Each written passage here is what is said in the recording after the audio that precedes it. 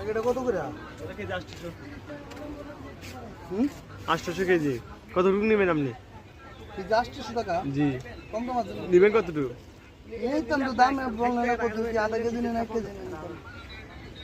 760 টাকা করে রাখবো যান। চিংড়ি 760। কত? 500 টাকা কেজি।